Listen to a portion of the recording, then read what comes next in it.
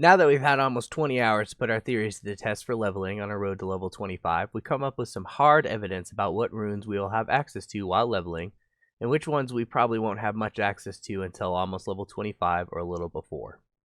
This video will have some minor spoilers for the season so far, however I personally won't be going over the locations myself for the runes, to preserve the mystery a bit more until a future video in a week or so.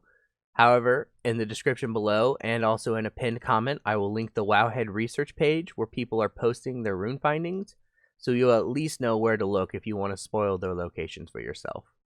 Starting off with the races though. Some of our predictions ended up not coming true, like Blood Fury affecting the spell power for example, but for Horde it will basically boil down to whether you hate fears or stuns more. In Phase 1, you'll probably face more fears than stuns, as people's toolkits are very small compared to later phases, so Undead may be a little stronger than Orcs in the earlier phase. But for max level, when everyone has their kits, we give a slight edge to Orcs. For Alliance, it comes down to whether you want Escape Artist or Perception, with some minor benefits like extra intellect for gnomes allowing you to drink less often, or faster rep grinding and higher spirit for humans, which can help you recover faster between mobs. Finally, aesthetics can also point you in one direction or the other, but there really isn't a wrong choice here.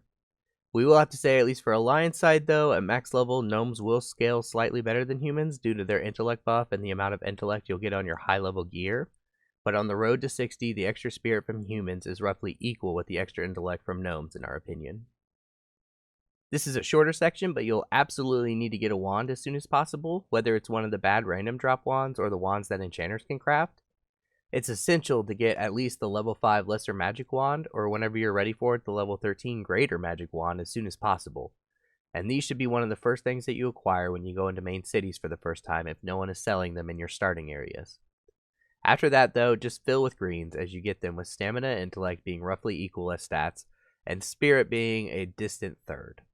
There really isn't any absolutely must-have items besides some consumables below level 18, as pretty much all the really good gear doesn't start dropping in dungeons or quests till the high teens or low 20s. For runes, there has been some very strong evidence that we won't be able to get Everlasting Affliction, Incinerate, Demonic Pact, or Metamorphosis under level 20, or possibly even under level 25. However, we gain access to Haunt from one of our starting quests very quickly, with Chaos Bolt, Shadow Volley, Demonic Grace, Soul Siphon, Master Channeler, and Demonic Tactics all able to be grinded out in your various races starting areas, roughly by level 12 to like level 18. Shadow Volley would be the only one that would be potentially higher.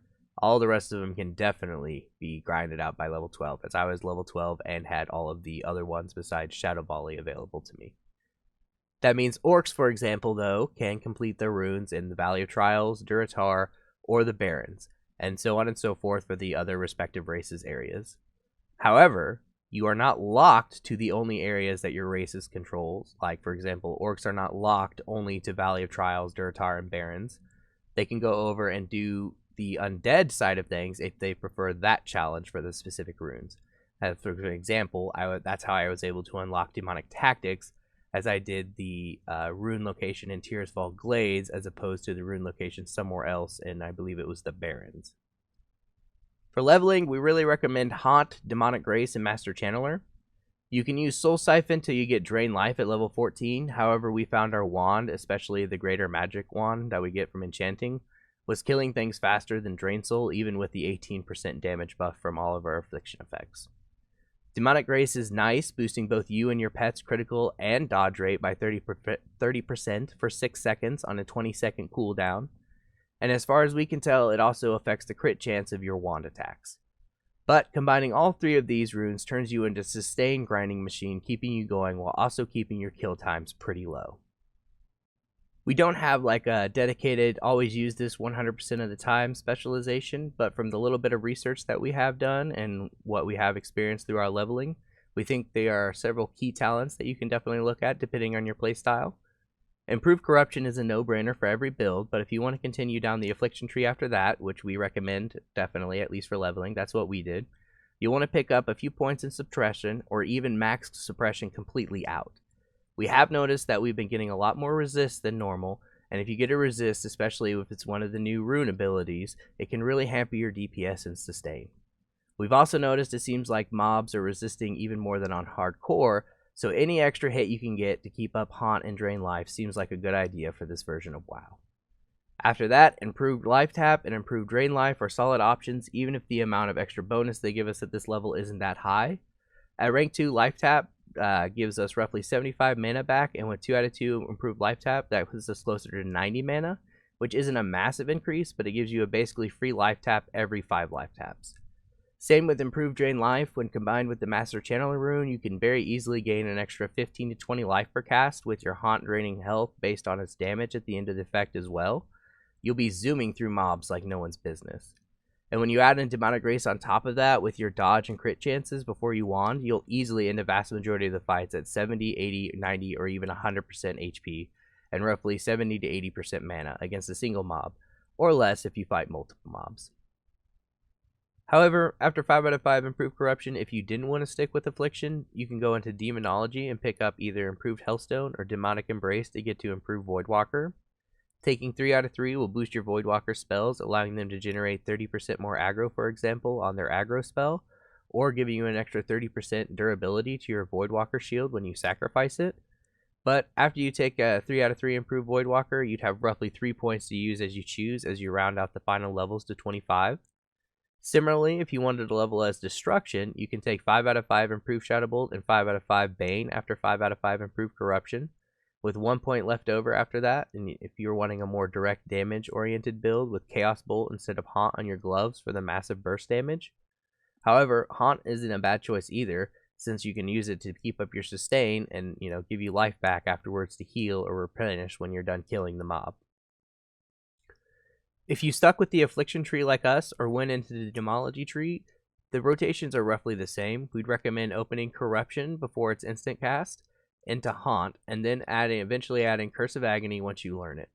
Once you have enough talent points to use instant cast Corruption, however, you can open with Haunt since it is a projectile and will take a moment to hit the target, then go into instant cast Corruption, Drain Life once you get it at 14, then Curse of Agony, Demonic Embrace, and then finally wanding until the target is dead. Add a few life tops here and there periodically, and you'll melt things very quickly and leave most battles with enough health and mana to chain pull another mob. If you went the Destruction route, however, you'd want to open with Chaos Bolt or non-instant cast Corruption, or Immolate if Chaos Bolt is on cooldown to pull the mob. Cast Corruption if you didn't open with it, then Drain Life, and finally wanding them down the rest of the way. Or if you decided to keep Haunt, cast Immolate into Haunt, then cast Corruption, Drain Life, and finish them off with wanding. Lastly, another short section, but for professions, just choose whatever you want, whether it's tailoring, enchanting, engineering, some gathering professions, alchemy, etc. But you'll definitely want to pick up first aid and cooking as soon as possible. If you chose tailoring as well on top of first aid, then make sure to split your cloth drops as needed so you hopefully don't need to spend a lot of time farming low-level mobs to get extra cloth. I personally went tailoring and first aid while leveling because of the new tailoring bind on pickup epic boot pattern that you can get somehow that they have not revealed yet. For consumables, as always, make sure to stock up on bandages, food, water, potions, hellstones, and soulstones as they become available to you. Well, while we have covered all that, the one final thought we had is, don't be upset if you feel like you're leveling slow. As long as you're making consistent progress, you'll hit 25 eventually. And with the level banded content, it's not exactly like people are going to constantly be getting ahead of you anyways. So try and group up when possible for quest objectives. And most importantly, just keep pushing and playing, and you'll get there eventually. If you enjoyed the video and want to see more, why not leave us a subscribe? Why not also leave us a comment down below telling us how your leveling journey has been so far in Season of Discovery? And with that, have a good night.